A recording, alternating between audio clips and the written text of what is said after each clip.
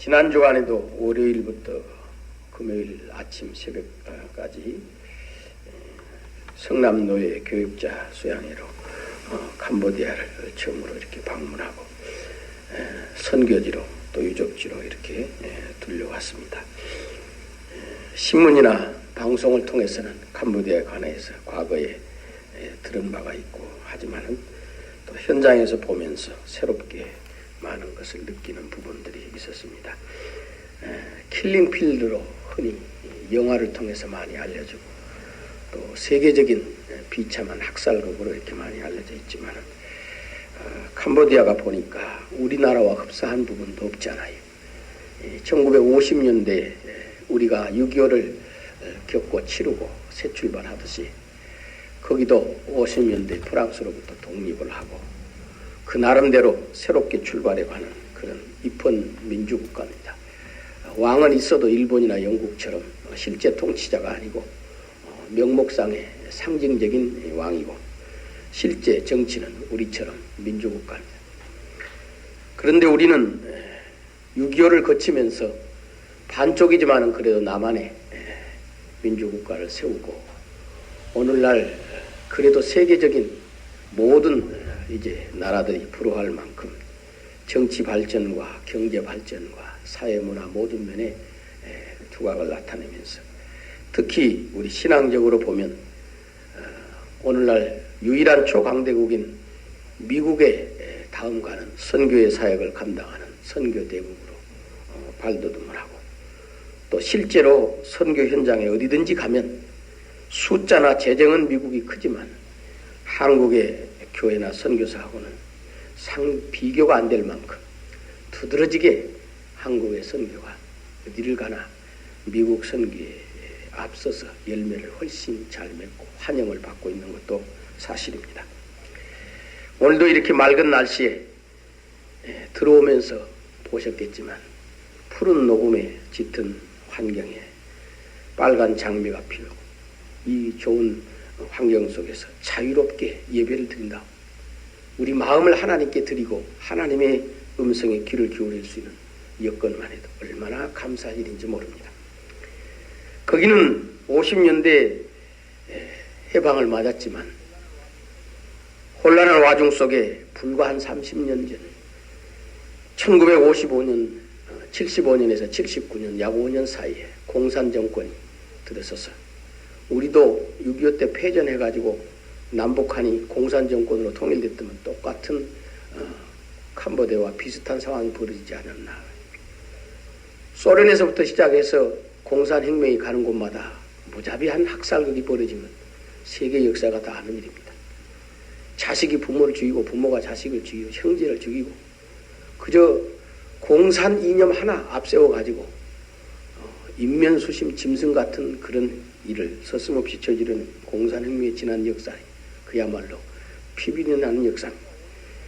거기도 불과 5년 사이에 폴포트 정권이 공산정권이 들어서가지고 국민의 거의 3분의 1에 가까운 당시에 260여만 명을 죽이고 수많은 부상자. 그래서 영화 킬링필드라고 영화를 통해서 많이 알려져 있지만은 지금도 그 죽음의 현장들을 해골과 유골들을 모아서 탑처럼 2층, 3층, 4층으로 이렇게 쌓아가지고 전시해서 지난날의 참상을 잊지 말자는 뜻이겠죠. 또 관광객들에게도 그것을 적나라하게 보여주고 거기 보면은 이 머리 해골을 수북이 막 쌓았는데 온전한 해골이 거의 없습니다.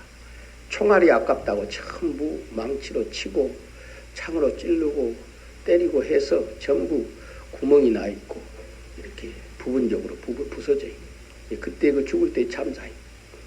한 곳에는 이 조그마한 구덕이 얼마 되지 않은 한 대여섯 평 되는 자리에 몇백 구씩 시신을 생매장하고 시신이 아니라 생매장하고 또는 시신을 쳐넣기도 한데 어떤 구덩이 옆에는 큰 나무가 있는데 바로 그 나무에다가 어린아이들 발목을 잡고 머리를 나무에다 메어쳐서 죽여서 구덩이에다 던지고 애고 어른이고 뭐 그냥 부녀자고 상관이 여자 학교를 고문실로 개조해가지고 그저 자기 정권에 조금만 거스르면 무조건 반동이라고 잡아다 다 죽입니다. 고문을 말도 할 수 없이 벌레보다 못하게 고문해서 2만여 명이 들어가서 마지막에 12명이 남고 모조리 다 참 비참하게 죽은 장면들, 그 현장들을 그대로 보존해가지고 보여줍니다. 하얀 유골들만 남아요. 하얀 유골들만. 그리고 30년 동안 계속 그 전쟁과 내전을 겪으면서 피폐할 대로 피폐해가지고 경제는 다 파탄이라고 개발은 전혀 되지 않고 얼마나 비참한 상황에 떨어져져 버렸는지. 수북이 쌓인 그저 그 유골, 다리뼈 이런 것들을 그냥 나무 밑에다 수북이 쌓아놨어요. 그냥 뭐 쓰레기 모아놓듯이. 그저 비바람에 그냥 쏟아져 가더래요. 저 한 사람 한 사람이 얼마나 귀한 생명이고 귀한 인격을 가지고 살았던 사람인데 남도 아니고 자기 동족에게, 자기 형제들에게, 자기 친지들에게 공산주의라는 이론 앞에 무참히 죽임을 당하고 사람이 삶에 대한 굉장한 그 허무함을 느끼기 않을 수가 없게 돼요.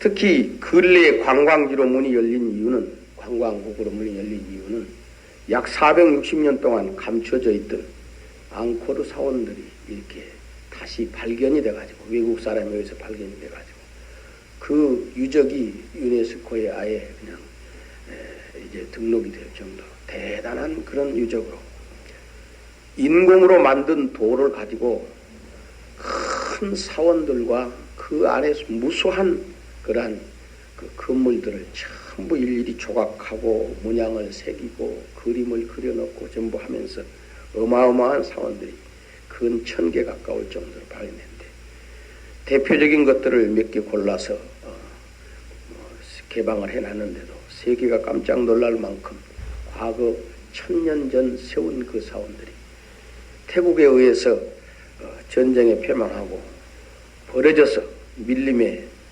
숨겨진 채 500년 가까이 지내오다가 이렇게 발굴이 돼가지고 발견이 돼가지고 그 역시 마찬가지입니다.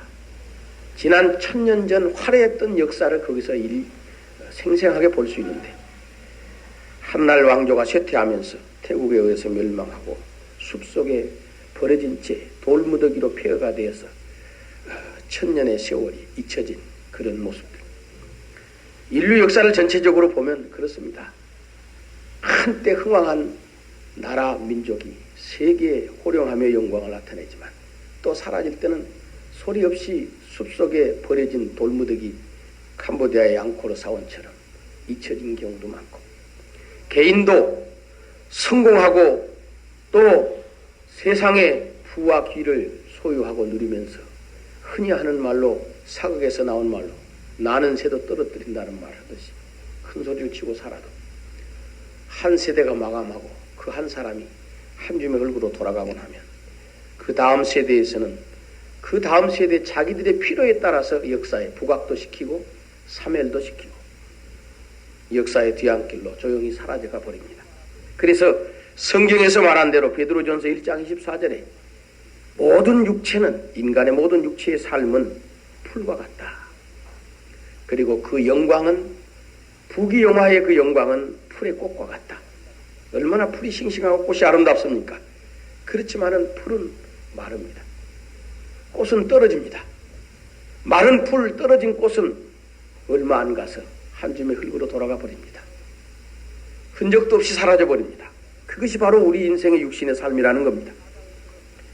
야고보서 4장에서는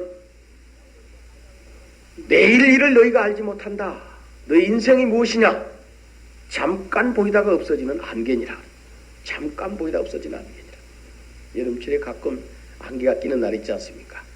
아침에 심하게 낄 때는 자동차의 시야가 거의 가릴 정도로 자욱해. 저 산을 보면 하얗게 뿌옇게. 높은 산에 올라가 보면 산이 다 안 보이고 구름으로 뒤덮여질 정도로. 그 아침 안개가 아무리 끼어도 한낮에 밝은 태양이 내리쬐면 언제 그리 뜨냐는 듯이 흔적도 없이 사라집니다. 흔적도 없이 사라집니다. 바로 그것이 너희 인생의 생명이다. 너희 인생의 생명이다. 그래서 예수님께서도 마태복음 16장 26절에 보면은 사람이 온 천하를 얻고도 제 목숨을 잃으면 무엇이 유익하리요. 그래서 요새는 유달리 건강에 관심들이 많습니다. 직장도 명예도 다 좋지만 내가 건강 잃고 나면 내 인생은 끝이다. 그러니까 건강을 위한 여러 가지 식품이고 의약품이고 불티나게 팔리고 거기에 대한 관심이 대단히 높아진 사실. 왜? 생명, 목숨이 중요하니까. 내가 병들고 죽으면 내가 가진 건 무슨 소용이냐 이 말이야. 내 쌓은 재물이나 명예가 무슨 소용이 있냐. 내 병들고 죽는데. 그런데 생각해 보세요. 육신의 생명은 아무리 건강관리를 잘해도 7, 80년, 90년, 100년 지나면 다 늙고 쇠약해져서 마지막에는 역시 풀과 같이 한 줌의 흙으로 갑니다. 이어령 박사가 지난해 75세의 세례를 받고 하나님 품으로 돌아와서 하는 얘기가 자기 딸 변호사 딸이 암으로 병들어 죽어가는 속에서 자기가 처음으로 애절하게 딸이 믿는 하나님께 조용한 작은 교회로 가서 서원하며 기도를 했다. 내 딸을 살려주시면 내가 하나님 자녀로 살겠습니다. 그래서 어찌됐든 그 딸이 회복이 됐어요. 그 약속대로 자기도 예수 믿고 하나님 자녀로 살겠다고 화제가 됐다. 특히 그분이 박씨가 한 분이고 한국의 석학이라고 알려지고 젊었을 때에 반기독교적이고 반복음적인 그런 논쟁과 글과 연설을 많이 했던 분이니까.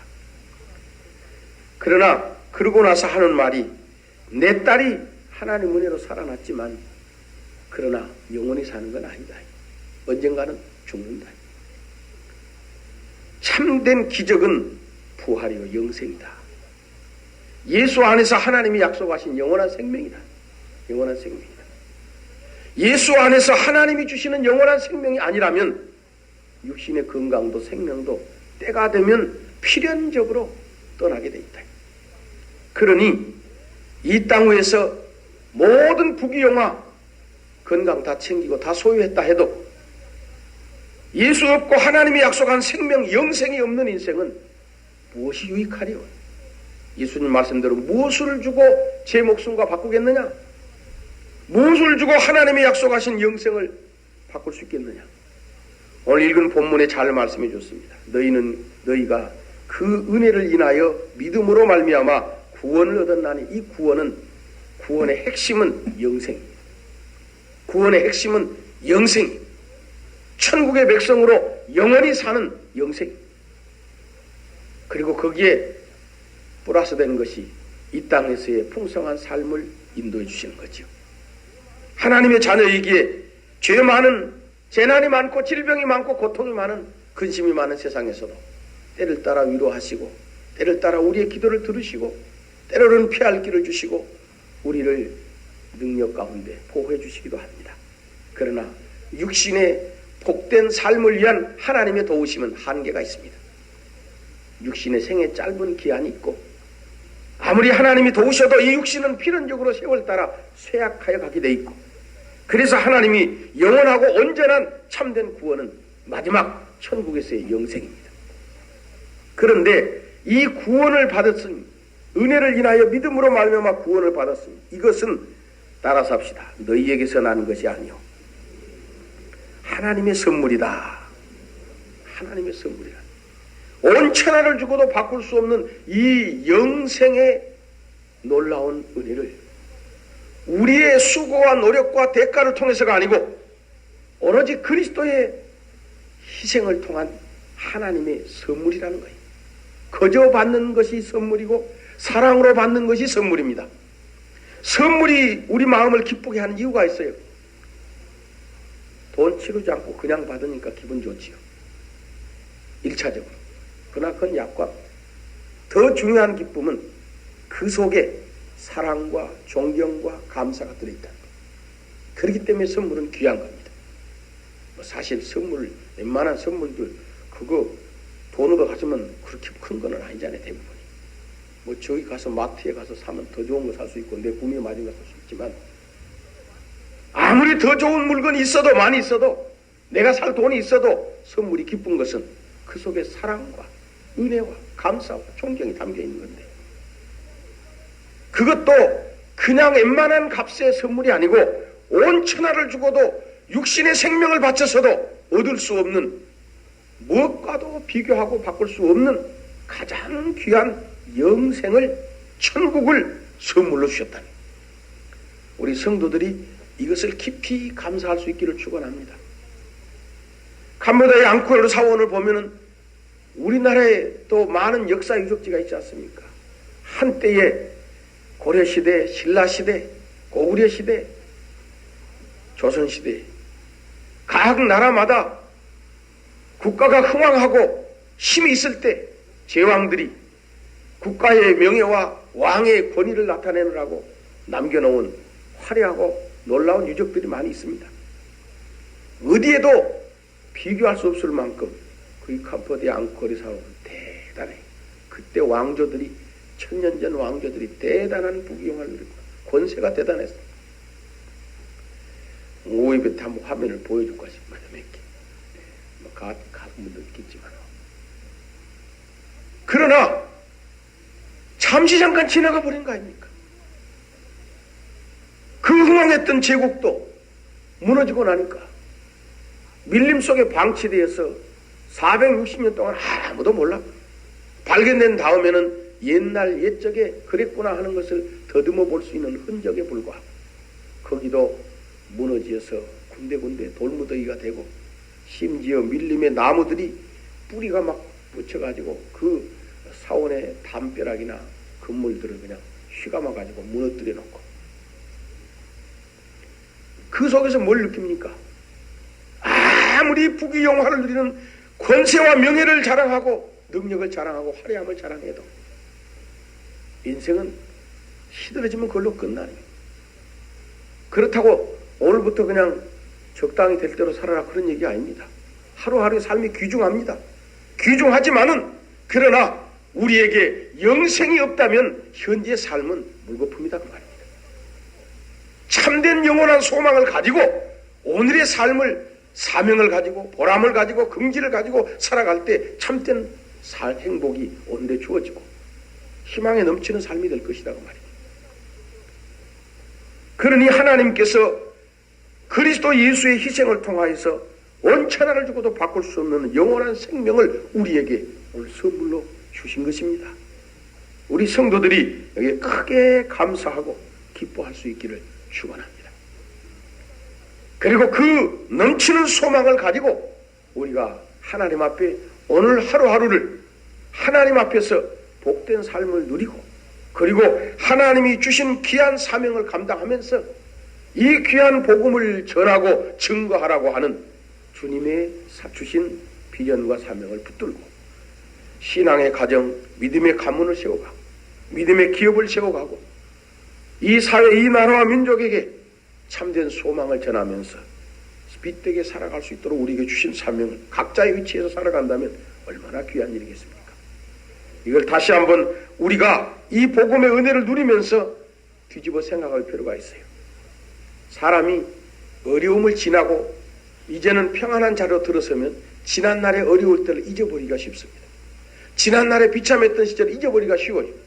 그래서 종종 지난날에 어려웠던 때, 두려웠던 때, 비참했던 때를, 때로는 내가 낮은 자리에 있었던 때를 되새기는 것은 오늘의 삶을 더 가치 있게 하고 더 오늘의 삶을 진가를 깨닫고 행복을 누리게 하는 큰 밑거름이 됩니다.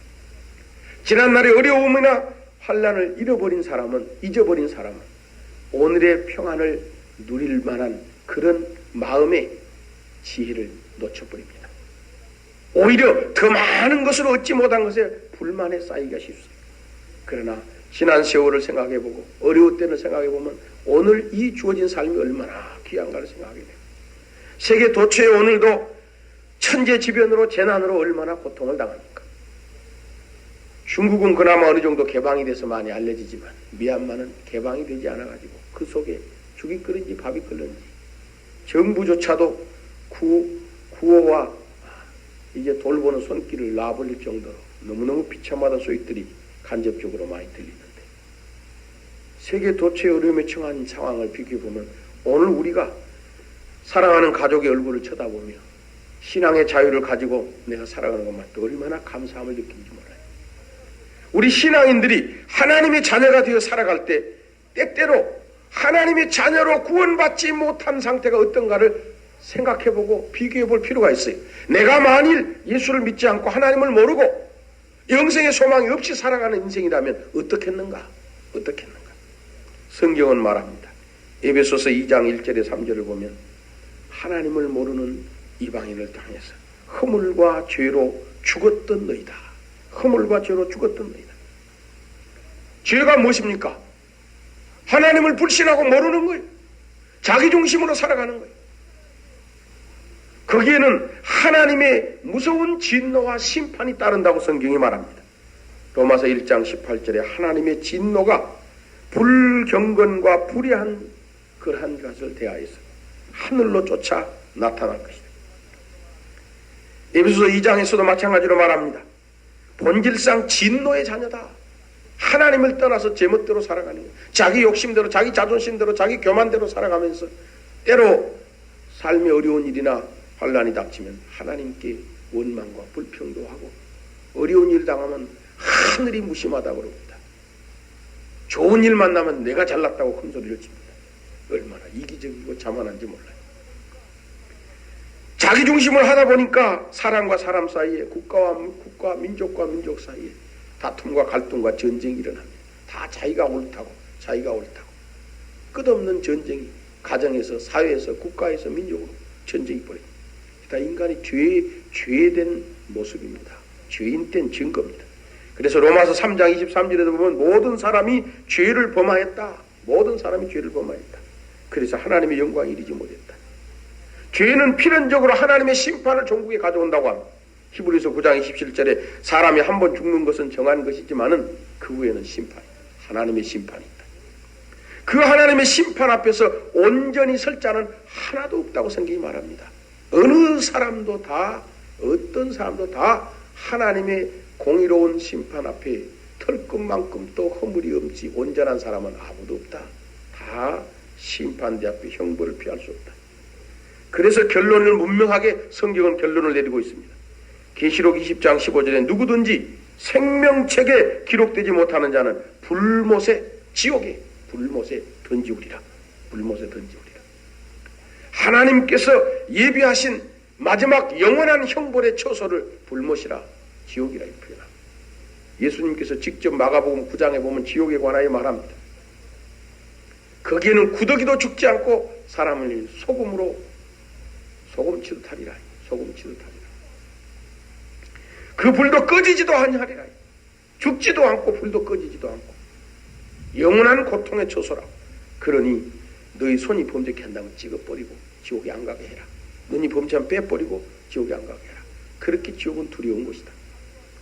하나님이 끝없는 자비와 사랑으로 예수 그리스도의 십자가의 희생과 그 사랑으로 인간을 부르시고 구원의 자리로 용서의 자리로 부르시지만은 끝내 인간이 거절할 때 하나님의 그 피 맺힌 하나님의 진노는 영원한 지옥의 형벌로 이어질 수밖에 없다는 거예요.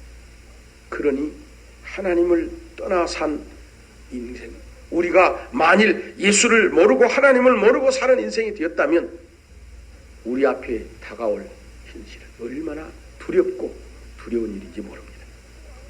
오늘 하나님 품 안에 서지 못하고 예수 그리스도의 은혜 안에 들어오지 못한 사람들이 지금 아무리 부귀 영화를 누린다 할지라도 성경은 명확히 말합니다.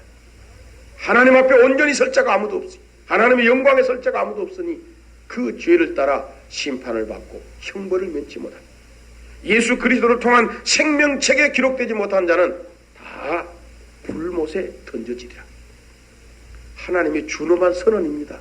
목사의 얘기가 아니 제 얘기가 아니라 이 말이에요. 만물의 창조자요 절대 주권자요 온전히 의로우신 공의로우신 하나님의 최종 선언이 예수 그리스도를 믿어 그의 십자가 희생으로 죄 사함을 받지 못한 인생은 마지막에 다 하나님의 심판을 통하여서 불못에 던져지리라. 그런저런 대로 사람은 다 자기 변호에 뛰어난 지혜를 갖고 있기 때문에 나는 이래서 착하고 저래서 훌륭하고 이래서 공적 있고 하지만은 여러분 대한민국 법이 어떻습니까? 좀 착하게 살면 죄 지어도 봐줍니까? 다른 거 100가지 잘하고 1000가지 잘해도 한 가지 죄 지면 법으로 걸려요. 법으로 걸려요. 법이라고 하는 것은 하나에만 걸려도 범법이요. 그 원리가 똑같아요. 그러니 예수 그리스도 안에서 죄 사함을 받고 의롭다함을 받고 하나님 앞에 용서를 받고 깨끗함을 받아서 하나님의 약속하신 영생의 약속을 받지 못하면 필경은 하나님의 진노와 심판을 피할 수 없고 그 결과는 모든 사람이 죄인이기 때문에 결국은 자기 죄를 따라 형벌과 지옥의 불못에 떨어진다니. 목사로서 말하고 싶지 않은 내용이지만 하나님의 준원한 선언이라 피할 수 없는 메시지이기도 합니다. 그러니 어떻습니까? 오늘 우리들이 세상을 향하여서 하나님의 명령을 따라 끝없이 복음을 전해줘야 합니다. 왜 예수 믿으라는 것을 복음이라 그럽니까? 복음은 복복자 소리 음자에 우리 한국말로 하면 복된 소식이다 그 말이에요. 복된 소리다. 굿뉴스다. 그리고 어떤 영어 성경은 성경 이름 자체를 굿뉴스라고 좋은 뉴스다 그 말이에요. 좋은 뉴스. 왜? 예수를 마음에 받아들이면 그 예수로 말미암아서 하나님 앞에 우리 인간의 부족하고 허물된 모든 때 묻은 옷과 같은 허물과 죄악이 그리스도의 피값으로 씻음을 받아서 의로운 자가 되어서 하나님의 사랑받는 자녀가 되고 영생을 얻어 천국의 백성이 되고 놀라운 온 천하를 주고도 바꿀 수 없는 구원의 선물을 받을 수 있는 거저 받을 수 있는 굿뉴스다. 이걸 전하는 그게 우리의 사명이라는 거예요. 그게 선교고 그게 전도 그게 교회 사명.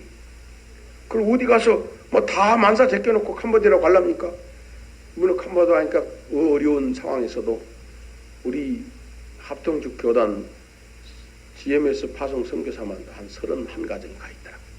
그 오지에까지 가가지고 GMS 선교사 대표자가 와서 보고를 하고 간절하는데 사모님은 막 거기 풍토병이 걸려가지고 사경을 헤매고 다 죽어가는데 회복도 되기도 하고 하나님 살려달라고 하나님 보내서 이렇게 왔는데 여기서 죽으면 되겠습니까? 일도 안 하고 지금 나이가 한창인데 그래도 안 살아나더랍니다. 회복이 안 되더랍니다. 원망 어린 기도도 해보고 막 하소연도 해보고 하잖아요. 마지막에는 이제 제풀에 제가 죽어서 목사님이 다 자포자기가 돼가지고 마누라도 하나님의 것입니다. 살아도 죽어도 하나님의 것입니다. 하나님 살려주십시오 하니까 하나님의 것이라는 말에 하나님이 감동을 받았는지 기적적으로 회복이 됐어요. 다시는 이제 캄보디아 선교 안 온다고 그러는데 성님 겁이 나가지고 죽을 뻔해요. 그러더니 하나님께서 또 성령의 불을 내리셔가지고 더 뜨겁게 사명을 받아가지고 와서 얼마나 목사 못지않게 사역을 잘하고 하나님께서는 지금도 이 구원의 선물을 이 귀한 구원의 선물을 받을 수 있는 이 귀한 좋은 소식을 전하라고 그 어려움을 무릅쓰고 선교사도 보내고 우리들에게 전도의 사명도 주는 거예요. 멀리는 못 가도 여러분의 가족 중에 불신자가 있으면 항상 하는 얘기지만 제1차 선교지가 가정입니다. 제1차 선교지가 가정입니다. 그저 구원이 되든 안 되든 그 결과 그 거듭남 변화 그건 하나님께 다 맡기십시오. 우리가 할 일은 끝까지 사랑하고 끝까지 전해주고 끝까지 기도해 주는 겁니다. 아이고 나는 죽으라고 해도 열매 못 맺던데 우리가 열매를 맺게 하는 능력 있는 전능자가 아닙니다. 우리는 전하는 자고 축복하는 자고 사랑하는 자고 섬기는 자고 거듭나고 변화되고 구원받고 생명을 얻게 하는 건 하나님만이 하실 수 있는 일입니다. 신적인 영역이라고 말입니다.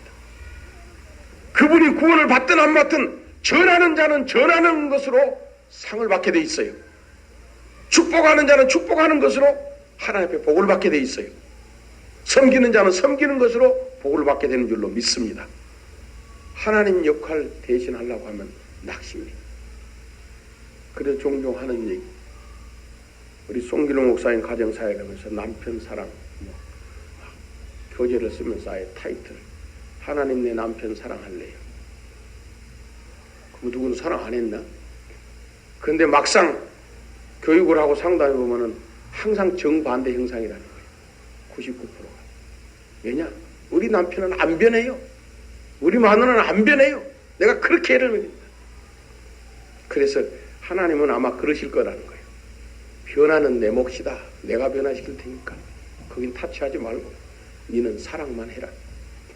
사랑하는 것이 내 할 일이지 변화시키는 건 내 마음대로 되는 거 아니다.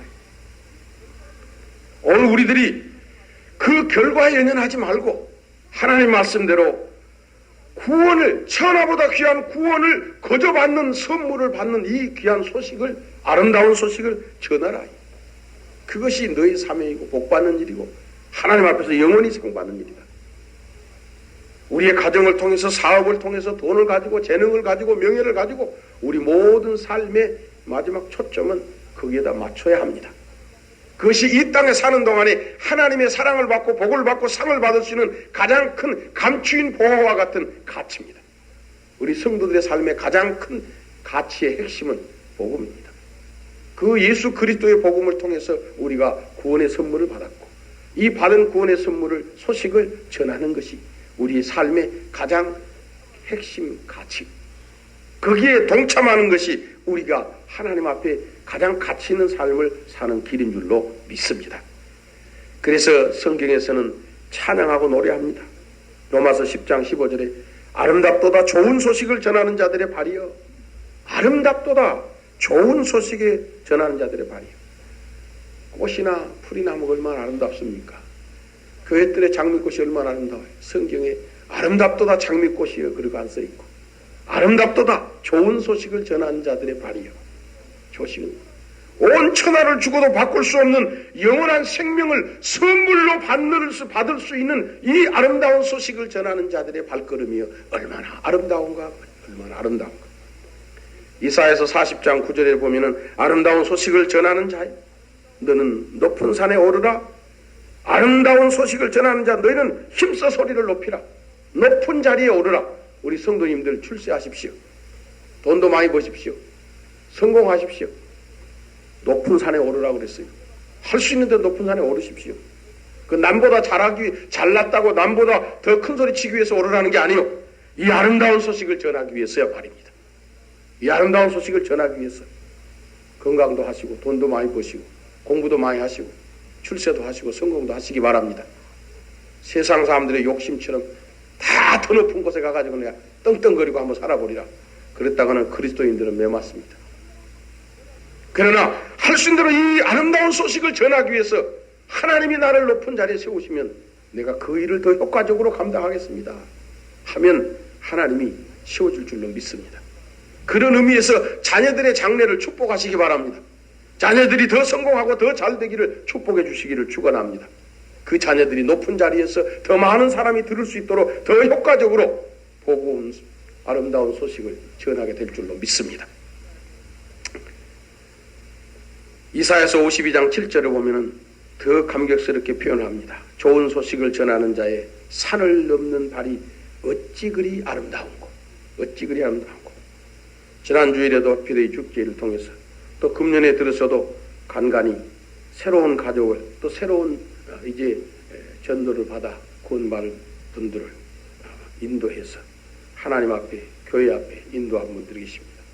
우리 성도님들이 참 기쁘게 생각하고 보람있는 귀한 일로, 가장 귀한 일로 생각하시기를 축원합니다.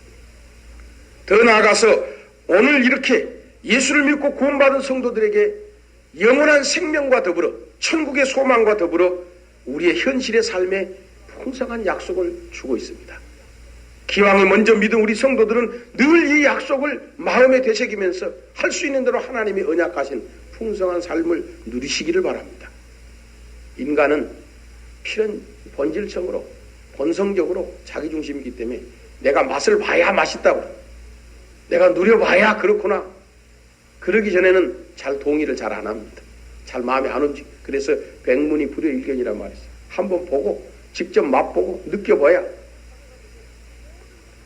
그래서 우선 하나님의 자녀가 되면 모든 것을 놓고 하나님 앞에 기도할 수 있다는 것이 바로 구원받은 자에 주신 가장 1차적인 약속입니다. 귀가 닳도록 들은 얘기가 기도 아닙니까? 그러나 기도를 얼마만큼 진실하게, 얼마만큼 성실하게, 얼마만큼 간절하게, 얼마만큼 하나님 앞에 합당하게 하나님의 품에 뛰어들어가 안기는 기도를 했는가를 가끔씩 되돌아볼 필요가 있어요.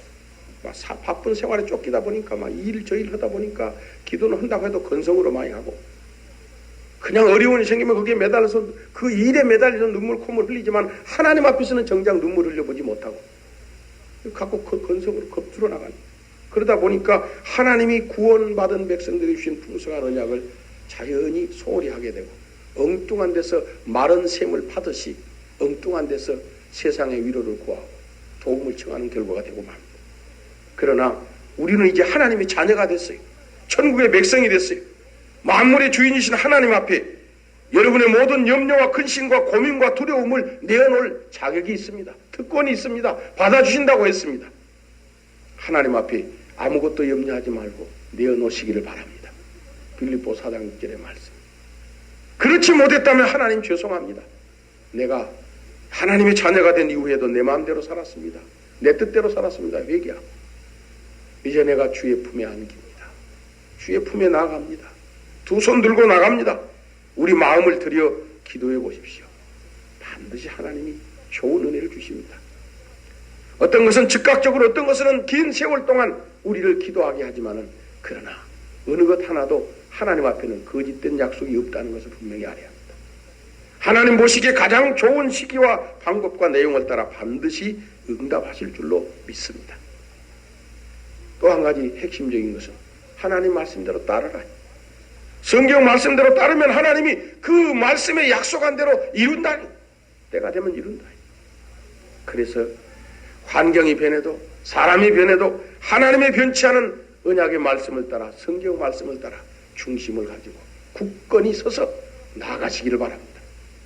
하나님의 말씀을 따라 순종하고 나가는 자는 환난도 당하고 핍박도 받고 어려움도 당할 때도 있지만은, 그러나 하나님이 그 가운데 함께 하시고 지키십니다. 이사야서 43장 1, 2절에 나온 것처럼 네가 물 가운데 지날지라도 불 가운데 행할지라도 함께한다. 함께한다. 물이 침몰치 못할 것이라, 불꽃이 사르지 못할 것이라 믿으시기를 바랍니다. 하나님의 말씀을 따라 담대한 믿음을 가지고 세상의 두려움과 환난과 재난에 흔들리지 말고 저 영생을 바라보며 하나님께 기도하며 나가면 하나님 우리 삶을 책임진다고 약속합니다. 이게 바로 구원받은 백성들이 누리는 놀라운 축복입니다. 세부적인 것을 들자면 말할 수 없이, 한도 끝도 없이 많습니다. 하나님의 자녀로서 하나님의 응답을 받고 하나님의 말씀의 지도를 받는 속에서 우리가 온갖 위로와 평안과 안식과 지혜와 능력을 얻고 하나님의 인도하심을 받게 되는 것입니다. 그러니 오늘 우리들이 어떻게 해야 되겠습니까? 먼저 구원받은 성도들은 바로 하나님의 자녀요 백성으로서 이 은혜를 누리며 살아가시기를 축원합니다. 기도 안에는 포함되지 않은 것이 하나도 없어요. 무슨 문제든지 다 포함. 하나님의 말씀의 교훈 안에서는 우리 모든 삶이 다 포함됩니다.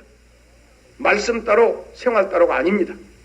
가정에서도 성경 말씀을 따라, 사업장에서도 성경 말씀을 따라, 자녀에게도 성경 말씀을 따라, 공부하는 데도 성경 말씀을 따라. 얼마나 좋습니까? 기도와 말씀의 교훈은 우리 모든 전 삶과 전 인격에 다 그대로 적용이 됩니다. 이 말씀과 기도 속에서 하나님이 주시는 풍성한 은혜와 복을 누리는 우리 성도들이 되시기를 축원합니다. 그리고 또 한 가지는 바로 이 구원의 확신을 가지고 나가시기 바랍니다. 내가 처음 믿을 때는 참 뜨겁게 눈물 흘리면서 기도도 하고 신앙을 잘했는데 지금은 난 세파에 시달려가지고 예수 믿은 지 오래는 됐는데 이제 신앙 다 까먹었다. 하나님이 나 같은 거 돌아도 안 보겠다. 그리고 스스로 낙심하는 성도들이 종종 있어요. 절대 그러지 마십시오. 이 세상에서도, 험악한 각박한 세상에서도 어느 부모가 자기 자식을 쉽게 잊습니까? 쉽게 안 잊습니다. 아무리 죽일 놈 살릴 놈 해도 돌아서면 자식 생각에 눈물 짓는 게 부모 마음. 잊지 않는다. 하물며 하나님이 쉽게 포기하겠습니까? 아니에요. 그래서 이사야서 49장 15절에 그랬어요. 여인이 어찌 그 젖먹는 자식을 잊을 수 있겠느냐? 그들은 혹시 잊을지라도 나는 너희를 잊지 않겠다. 하나님 자기 백성을 향해서. 오늘도 하나님이 나를 잊지 않으신다. 확신하시기를 축원합니다. 요한복음 10장 28절과 29절에 보면 그랬어요. 내가 그들에게 영생을 주노니 영원히 멸망치 아니할 것이요 또 그들을 내 손에서 빼앗을 자가 없으리라. 그들 주신 내 아버지는 만물보다 크심에 아무도 아버지 손에서 빼앗을 자가 없으리라. 구원받은 하나님의 백성들을 하나님의 손에서 하나님의 품에서 아무도 빼앗을 자가 없으리라. 뒤집어 말하면 나는 죽으나 사나 하나님의 백성, 하나님의 자녀다. 어떤 경우도 하나님은 나를 잊지 아니하시고 나를 빼앗기지 않는다, 놓지 않는다 이 말. 넘어지는 건 내가 넘어지지 하나님이 넘어지는 거 아니에요. 실수한 건 내가 실수한 거지 하나님 실수한 거 아니에요. 내가 실수하고 넘어져도 하나님은 나를 잊지 아니하시고 나를 품으시고 나를 인도하신다는 것을 믿으시기 바랍니다. 구원의 확신이에요. 그 믿음 가지고 하나님 앞에 잘못했으면 회개하고 연약하고 부족하면 도움을 청하고 피곤하면 하나님의 위로를 구하며 하나님의 품으로 더 가까이 나아가시기를 축원합니다.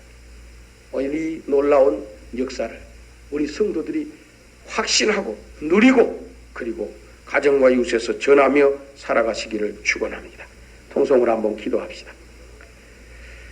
온 천하를 주고도 바꿀 수 없는 영원한 생명을 선물로 주신 하나님, 그 은혜를 감사하며 하나님의 자녀된 풍성한 삶을 누리며 이 아름다운 소식을 전하며 살게 해달라고 통성으로 한번 기도합시다. 하나님 아버지 감사합니다.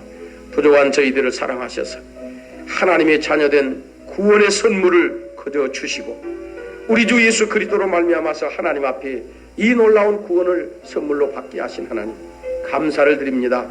이제 주의 자녀로서 우리의 삶이 때로는 힘들고 어려운 일이 많을지라도 주님의 사랑과 은혜를 입게 하시고 하나님의 도우심과 능력을 힘입게 해주시기를 원합니다. 또한 이 복되고 아름다운 소식을 전하며 증거하며 살아가는 저희들이 되게 하여 주시기를 원합니다. 오늘도 우리 서강구의 모든 속한 성도들의 마음속에 하나님 아버지의 품에 안기는 믿음을 더욱 주시고 하나님의 보호와 위로와 인도하심을 받는 믿음을 더욱 주시기를 원합니다. 내가 받고 누리는 풍성한 은혜의 삶 속에서 또한 내 가족과 이웃에게 복음을 전하며 아름다운 소식을 증거하며 살아갈 수 있게 해주시기를 원합니다. 하나님 아버지, 난리와 난리의 소문을 들으며 피곤하고 지치고 힘들 때가 많은 삶이지만은 우리가 온 천하를 주고도 바꿀 수 없는 영원한 생명, 그 천국의 나라를 선물로 받아사오니 감사를 드립니다. 뿐만 아니라 오늘 하루하루의 삶 속에 하나님의 자녀로서 풍성한 은혜를 받고 누리며 또 전하며 살게 하여 주시옵소서. 예수님의 이름으로 기도하옵나이다. 아멘.